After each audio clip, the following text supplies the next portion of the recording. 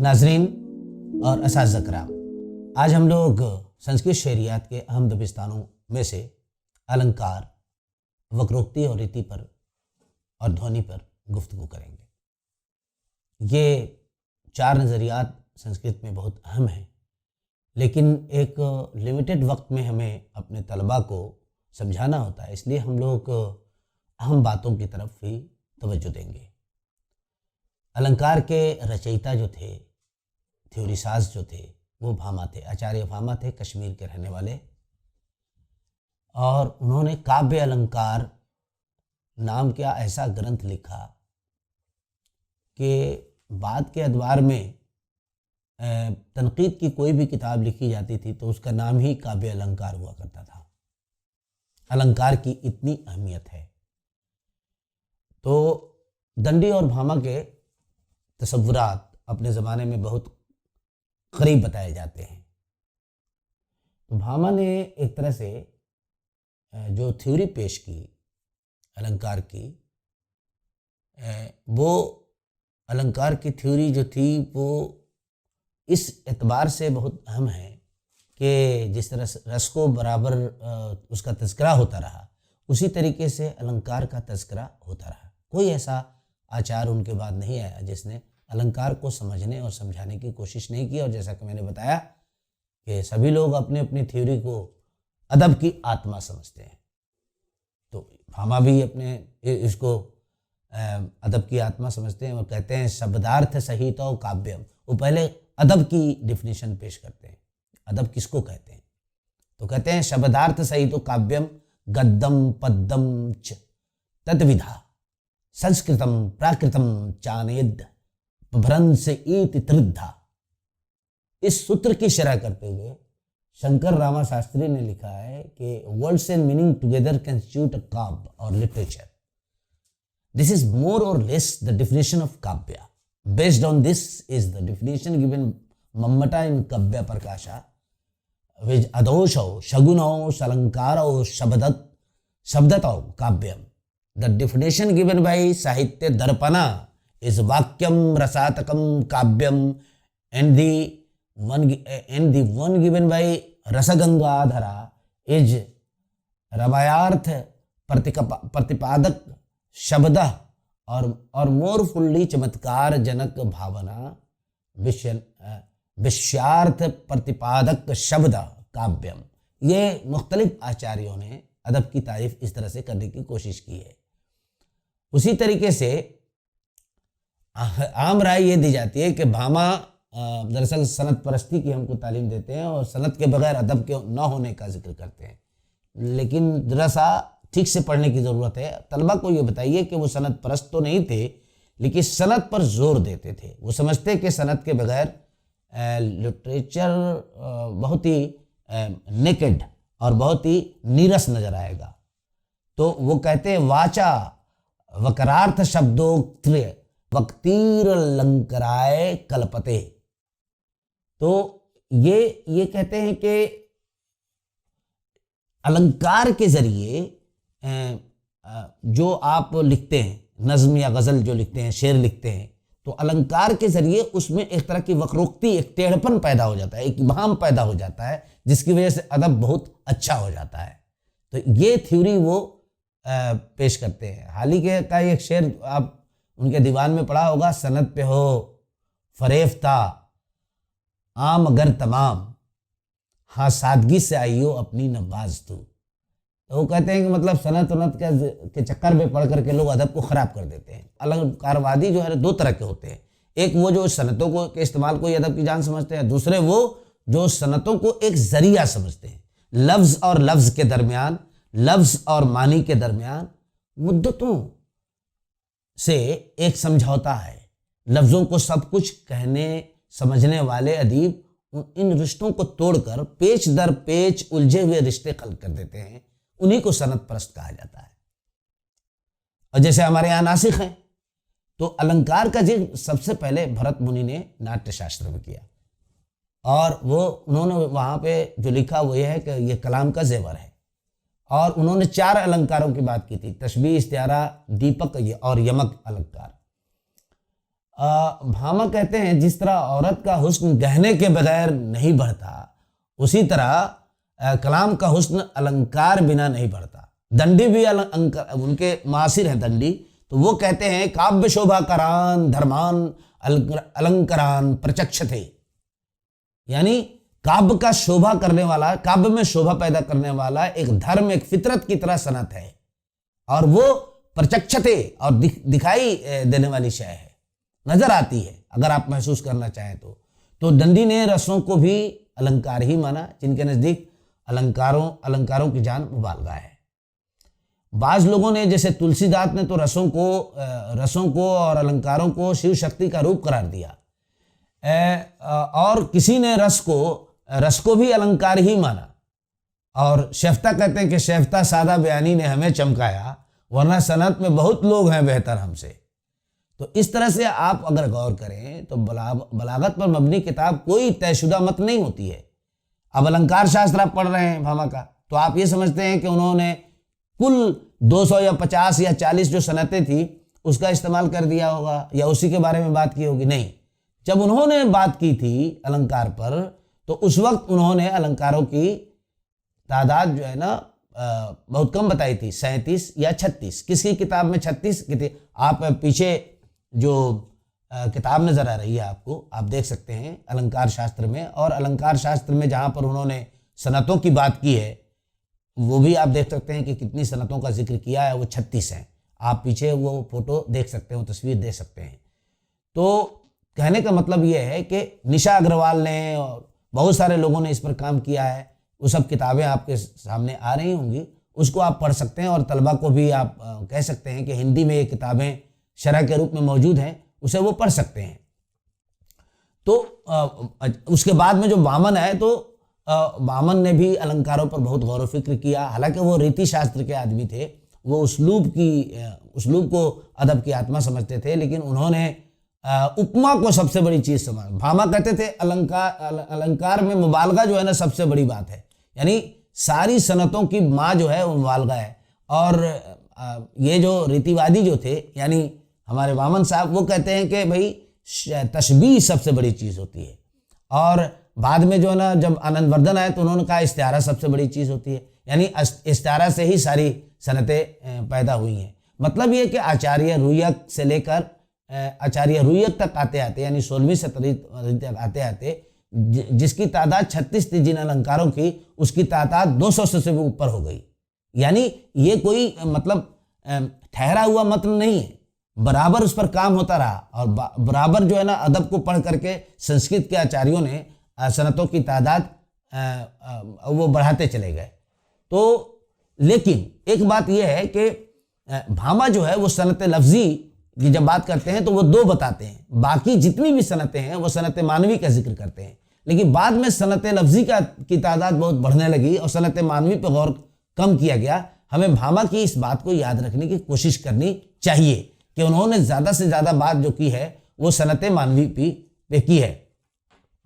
एक और सवाल वो अपनी किताब में उठाते हैं, तलबा को ये बता सकते हैं कि सनतों के वजूद में आने की वजह क्या है। इसकी वजह नज़र आने वाली शय को अपनी नज़र से देखना है और उसे अपने तख़य्युल और तजर्बे का हिस्सा बनाना है। इसकी मिसाल बड़ी खूबसूरती से उन्होंने ये दी है कि जब कोई हसीन औरत को देखता है तो उसने जिस तरह से उसको देखा उसका इज़हार अपनी तरह से करता है। फिर कोई दूसरे ने देखा वो अपनी तरह से करता है, किसी तीसरे ने उस औरत को देखा वो चौथी तरह से करता है। इस तरह से सब अलग अलग तरह से उसका बयान करते हैं, तो अलग अलग तरह की सनतें वजूद में आ जाती हैं। तो सनतों के वजूद में आने की वजह है अब बयान की ख्वाहिश। जब हम कुछ बयान करते हैं तो उसकी ख्वाहिश पैदा हो जाती है।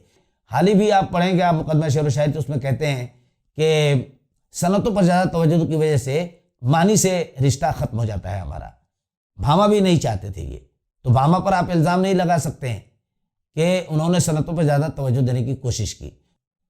बताते हैं लोग कि मुतक़द्दिमीन की निस्बत मुताख़िरीन के कलाम में ज़्यादा पाए जाते हैं। ये हाल ही बताते हैं हमें कि मुताख़िरीन को जब पढ़ोगे बात क्या ना तो उनके यहाँ सनतें ज़्यादा मिलती हैं। तो उसकी वजह ये बताते हैं वो कि वो चाहते हैं कि पुरानी बातों को नए तरीके से कहें। जब पुरानी बात को नई तरह से कहेंगे तो कोई ना कोई सनत का इस्तेमाल करना पड़ेगा ही।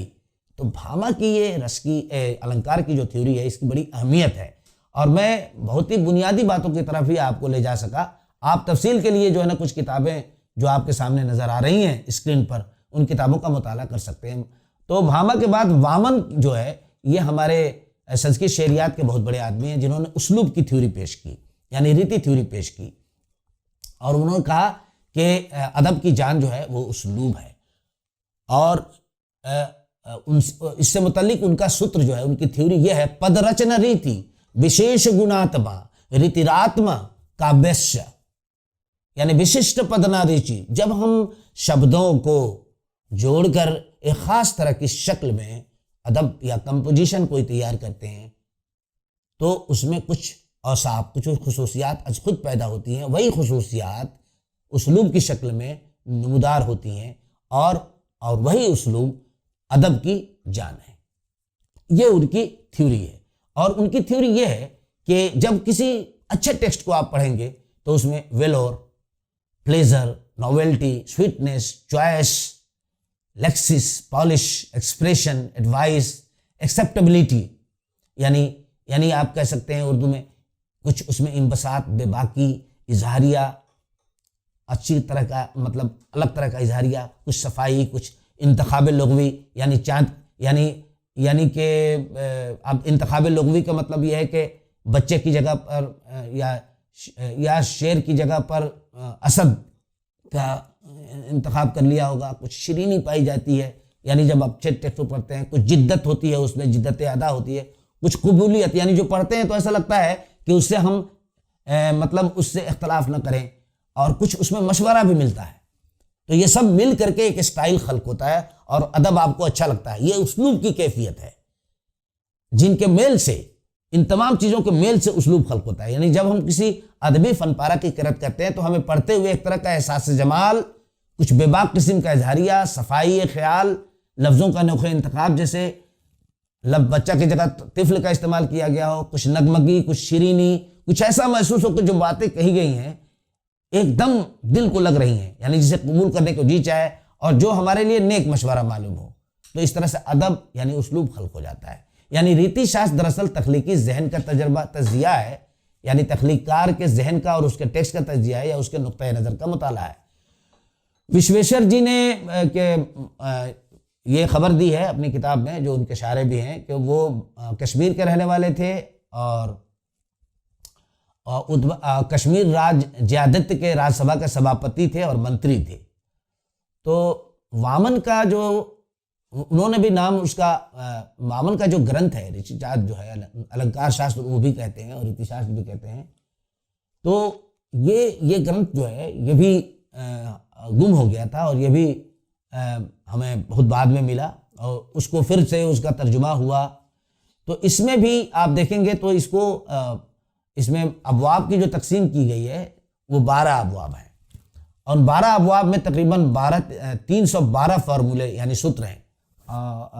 ग्रंथ के पहले ज़ाब्ते में अदब के मफ़हूम और उसूल को बयान करने की कोशिश की गई है कि उसलूब क्यों कर अदब की रूह है, उसलूब को अदब की रूह करार देने के नज़रिए के वजाहत के बाद उसलूब के 3 अक़साम और अदब के मुख्तलिफ़ किस्मों का जिक्र किया गया है। उस ज़ाब्ते का नाम जिस्मी ज़ाब्ता है, शरीरा धिकरन, और उसमें 3 अबवाब हैं। दोम ज़ाब्ते का नाम दोष दर्शनाधिकरण यानी ज़ाब्ता नक़ाइस है, उसके 2 ज़ैली अबवाब हैं जिनमें अदब का यूब की निशानदेही की गई है।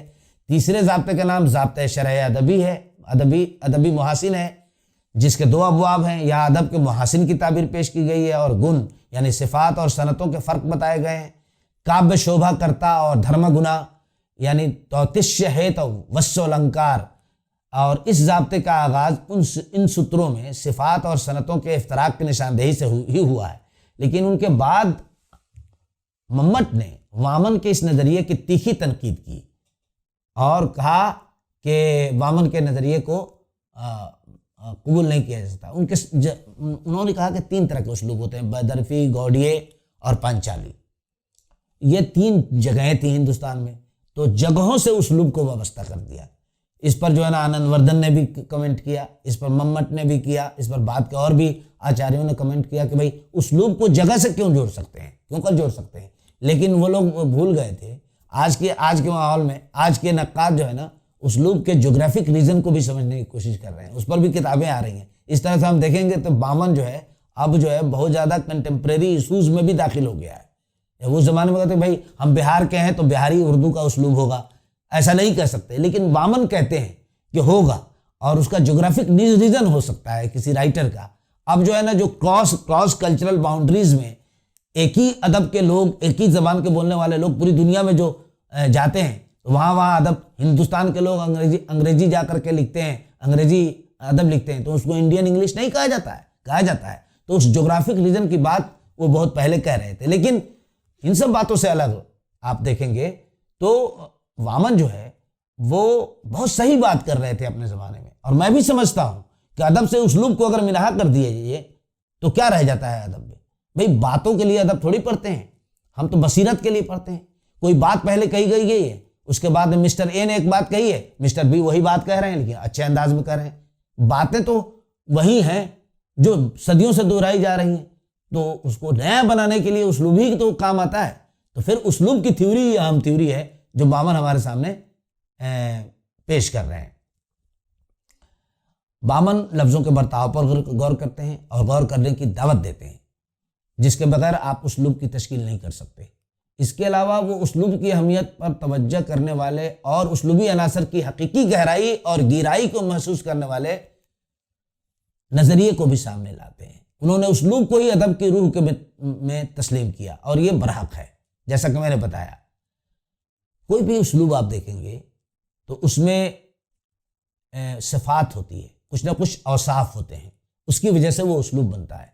मतलब मान लीजिए कि सर सैयद जो है अपने क़ारीन को कुछ समझाना चाह रहे हैं, तो अगर सौती सतह पर आप देखें तो सर सैयद फ्रिकेटिव साउंड का इस्तेमाल ज़्यादा करते हैं।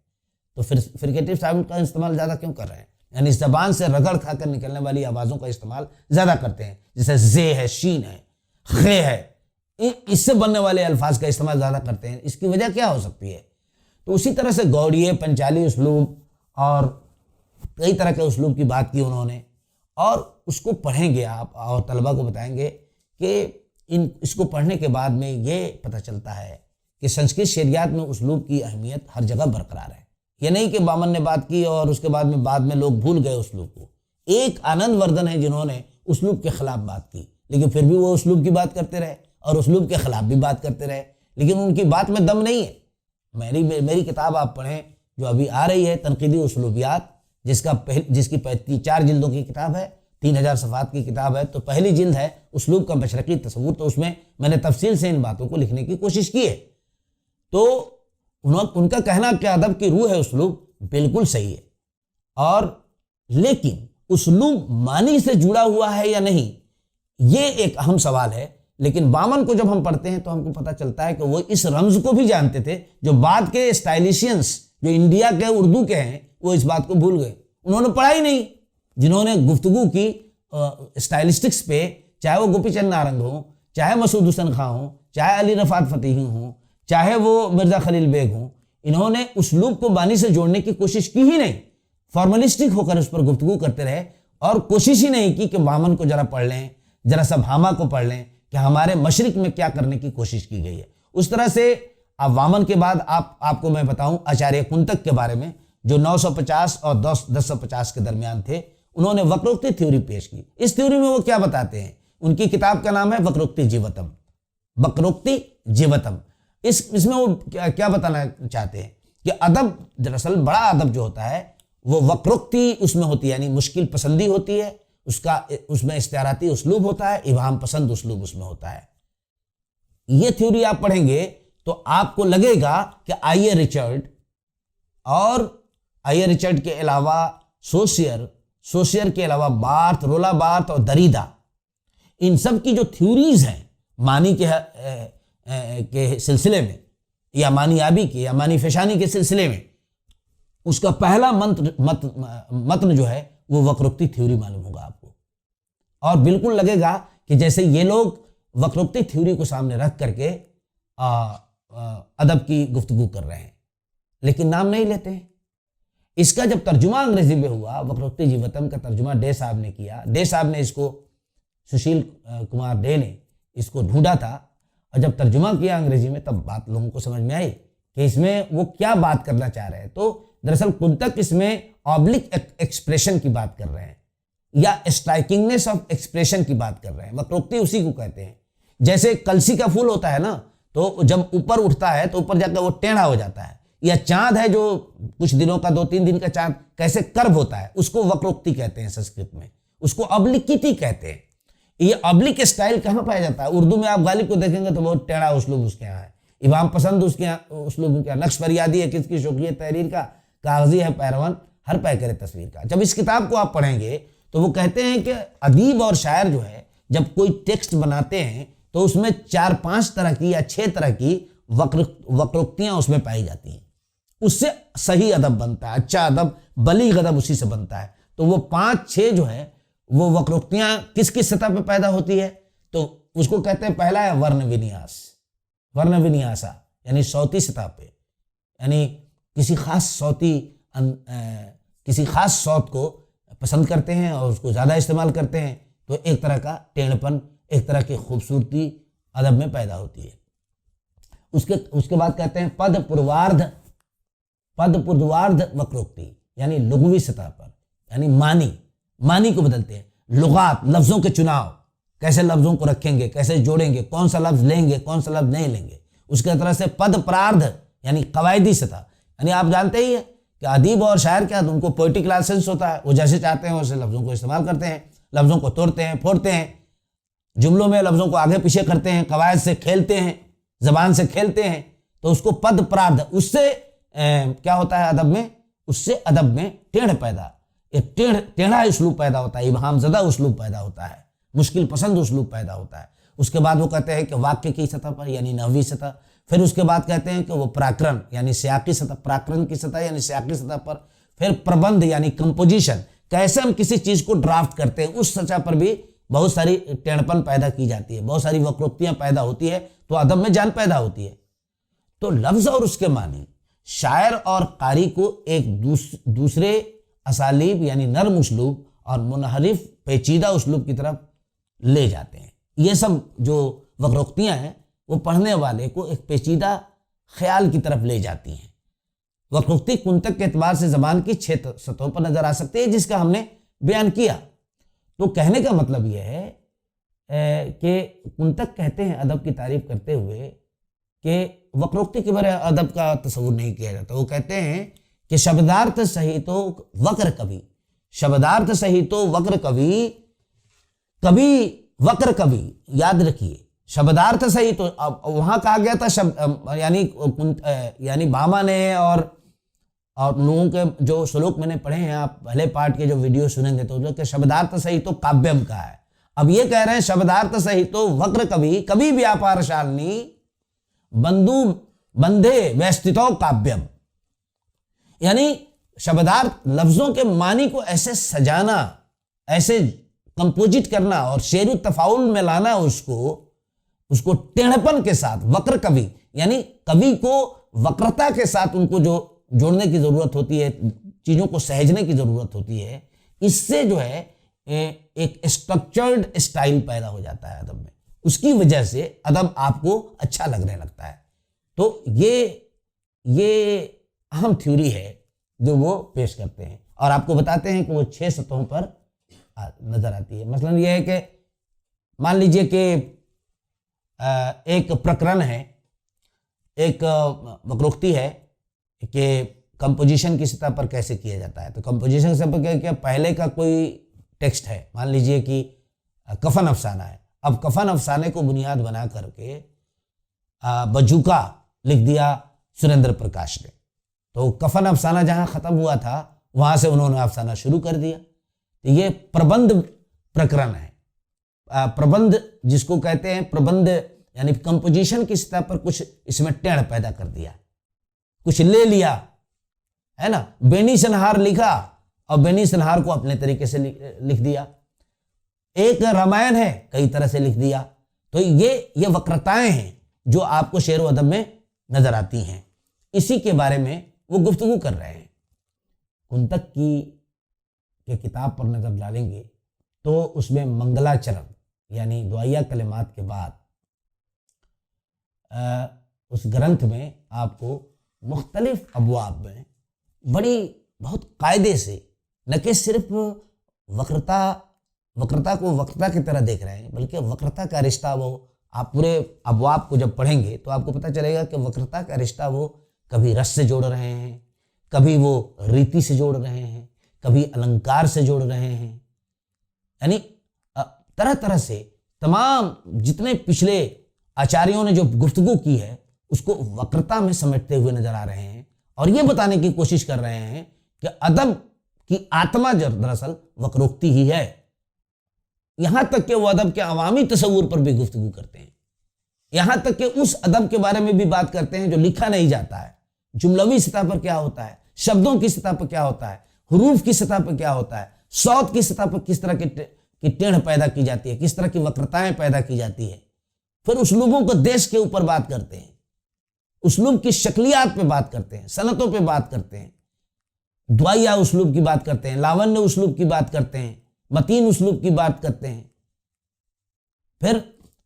फिर वो विचित्र उस्लूब की बात करते हैं। विचित्र उस्लूब, जिस उस्लूब के बारे में किसी ने बात नहीं की है, यह विचित्र उस्लूब क्या है? यह दरअसल क्वेंट है, पीड है, बिजारे है। इस तरह का उस्लूब अलग, मतलब गालिब को आप जब पढ़ते हैं तो कहते हैं भाई किस तरह का उस्लूब है इसमें। शुमारे सभा मरगूबे बुते मुश्किल पसंद आया, तमाशाए बैकब बुरदले संदिल पसंद। सुनते हैं और कहते हैं कि ये क्या चीज है। नक्श फरियादी है किसकी शोखिए तहरीर का, कागजी है पैरहन हर पैकरे तस्वीर का। मेरी नवाए शौक से शोर हरी में जात में, गलगला है अलमा बुतकते सफा। तो सुनते हैं तो अजीब सा लगता है, विचित्र है, विचित्र मार्ग है।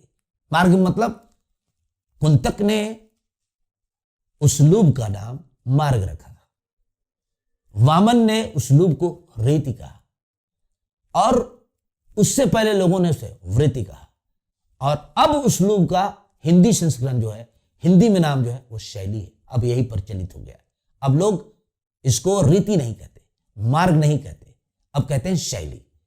इसकी थ्योरी भी आप वक्रोक्ति जीवतम कुंतक की जब पढ़ेंगे तो उस्लूब की भी बारीक से बारीक बहसें वहां मिल जाएगी। क्योंकि कहीं ना कहीं मैं तो ये समझता हूं कि वक्रोक्ति भी स्टाइल की बात है, स्टाइल एपिथेट्स की बात है, स्टाइल फीचर्स की बात करते हैं। तो कहने का मतलब यह है कि वक्रताएं कैसे पैदा होती हैं, क्यों कर पैदा होती हैं, तो उस पर आप गौर करने के लिए, जैसे मान लीजिए कि हुरूफ की सतह पर वक्रता कैसे पैदा होती है, तो एक है हमारे यहाँ तजनीस खत्ती। अब कौन जानता है तजनीस खत्ती क्या है? तलाफी हो गई हसरत की इशरत ए ज़हे किस्मत, मुबद्दल हो गई आसानियों से मेरी दुश्वारी। ये तजनीस खत्ती है। खत तो आप समझते हैं स्क्रिप्ट, तो स्क्रिप्ट को किस सतह पर आपको देखिएगा तो इशरत का शीन और दुश्वारी का शीन आप देखिएगा, इसमें आपको एक तजनीस खत्ती मिलेगी। तजनीस कहते हैं हुरूफ की तकरार को, हुरूफ की तकरार को तजनीस कहते हैं। इसकी बात वो बहुत पहले कुंतक कह गए हैं, और कुंतक से ये उर्दू में भी आप देखेंगे कि उर्दू के जो बलागत पे जो किताबें लिखने वाले हैं लोग, वो लोग भी यही बातें तजनीस की सूरत में कर रहे हैं जो कुंतक वहां कर रहे हैं। तो कहने का मतलब यह है कि हम उर्दू वालों ने रोनल्ड वेल्स का मजमून तो पढ़ लिया है, यानी the verbal and nominal style, लेकिन कुंतक के अफ़ाल से मुतल्लिक़ ख्यालात नहीं पढ़े हैं।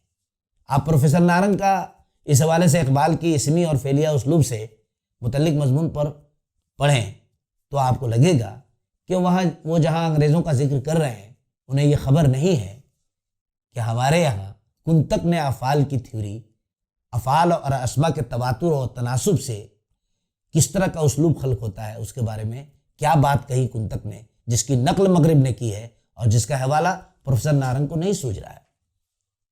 ये हमारे बड़े बड़े लोगों का ये बहुत बड़ी विडंबना है हमारे साथ कि हम लोग अपने लिटरेचर को नहीं पढ़ते हैं। लेकिन अब मैं ज़्यादा गुफ्तगू न करते हुए एक बहुत ही अहम थ्योरी संस्कृत की, उसकी तरफ आपको ले चलता हूँ, और वो है नजरिए सौते मानी यानी ध्वन्यालोक। यह आनंदवर्धन की किताब है।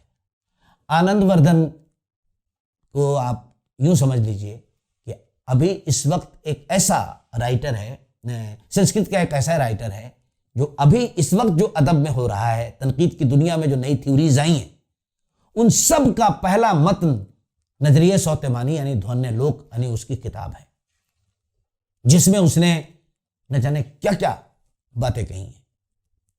वो कहता है क्या अदब की जान न रस है, न वक्रोक्ति है, न उसलूब है, न अलंकार है। अदब की जान सौतेमानी है, ध्वनि है। अब इस ध्वनि की बात नजरिया स्फूर्त में कही गई थी, और पहले के लोग ये समझते थे कि शब्द ब्रह्म है, मानी उसमें स्थित है, मौजूद है पहले से। इस नजरिए को सांख्य दर्शन ने उलट दिया, इस नजरिए को चार्वाक ने उलट दिया। लेकिन अदब में कि शब्द में, लफ्ज में मानी नहीं होता है, इसको उलट दिया। अदब में किसने? आनंदवर्धन ने पहली बार बताया कि शब्द में मानी फितरी तौर पर मौजूद नहीं है, यह अरेंज्ड है, यह कॉन्टेक्ट है, contact sign by the social groups. ये हमारे और आपके मानने से उसमें मानी है, मानी ऐसे नहीं है। तो जब आपको ये बता रहे हैं तो फिर इसमें सौत की बात क्यों कर रहे हैं? तो सौत से मुराद ये नहीं है कि मतलब कोई आवाज, बल्कि सौत के मानी यह है कि जब कोई शब्द हम सुनते हैं तो उसके जो मानी हमारे दिमाग में आते हैं, उसकी आवाज, उसको वो आनंदवर्धन समझाने की कोशिश करते हैं। इसकी मिसाल, बस एक बहुत ही सामने की मिसाल से हम आपको इस थ्योरी को समझाने की कोशिश करते हैं। शब्द है, वो कहते हैं इसकी 3 सतहें होती हैं। एक तो अभिधा शक्ति, यानी अभिधा शक्ति का मुराद क्या है? यानी शब्द जिस मानी के लिए बना है। आमतौर से चांद को चांद कहते हैं, सभी लोग जानते हैं, यह अभिधा शक्ति है। चांद कहा और लोगों ने आसमान की तरफ देख लिया, चांद निकला हुआ है, यह अभिधा शक्ति है। इसी के लिए यह शब्द बना था और इसी मानी के लिए बना था, लोगों ने समझ लिया। उसके बाद में है लक्षणा शक्ति। लक्षणा शक्ति का मतलब होता है कि जब हम कोई शब्द बोले तो चांद के अलावा कुछ और चीजें उसमें नजर आने लगे। अब आप हकीकी मानी से मेटाफोरिकल मीनिंग यानी मजाजी मानी की तरफ सफर करने लग जाते हैं, तो इसको कहते हैं लक्षणा शक्ति। शब्द की एक शक्ति यह भी होती है। ये लक्षणा शक्ति कैसे पैदा होती है? इसकी मिसाल वो देते हैं, गंगायाम घोष है, गंगायाम घोष है। अब गंगायाम घोष में म जो है मतलब होता है मे के, मानी हुए गंगा में गांव। ये बताइए, सुनने के बाद आपको कैसा लगा? आपको लगा ना कि गंगा में गांव, तो गंगा में गांव होगा, कभी हो सकता है गंगा में गांव? कुछ कह रहे होंगे ना इससे। तो अब लक्षणा शक्ति इसमें म जो है, मां के मानी यहां में नहीं है, मां के मानी जो संस्कृत में में है, यहां दरअसल उसका मेटाफोरिकल मीनिंग है किनारे। गंगायाम घोषा का मतलब गंगा किनारे गांव। लेकिन लिखा हुआ क्या है? लिखा हुआ है गंगायाम घोष, गंगा में गांव। तो यह लक्षणा शक्ति है। और एक शक्ति वो कहते हैं व्यंजना शक्ति। व्यंजना शक्ति क्या है कि शब्द जिस मानी के लिए बना है उसके आधार पर तरह तरह के मानी हमको उसमें से समझ में आने लगे। अब इसको वो समझाते हैं घंटे की मिसाल से। घंटे की मिसाल से कैसे समझाते हैं? स्कूल में घंटा पर किसी ने हथौड़ा चलाया और आवाज हुई टन, उसके बाद में टन की आवाज कैसे होती है? टन, बहुत दूर तक आवाज टन की गूंज जाती है पूरे स्कूल में। और आप घर आते हैं ना, तो टन अगर आपको बुरा लगा हो ज्यादा कानों में, तो उसकी आवाज अभी तक आपके माइंड में गूंज रही होगी। ये आवाज की गूंज जो है, पहली चोट जो है, वो लफ्ज के लफ्जी मानी है, हकीकी मानी है। और उस लफ्ज के हकीकी मानी है, टन के बाद में ई करके निकलना शुरू हुआ, तो वो लक्षणा शक्ति है। यानी अब लफ्ज अपने हकीकी मानी से मजाजी मानी की तरफ सफर कर रहा है, और उसके बाद गूंज पैदा हो गई करके तो वो इस्तियाराती मानी है, तरह तरह के मानी उससे निकलने शुरू हो गए। यही हाल तो होता है कि जब आप शेर पढ़ते हैं, तो शेर पढ़ते हैं तो लफ्जों में कुछ आवाज होती है और वो आपके कान में जाते हैं, तो उन लफ्जों के मानी थोड़े होते हैं।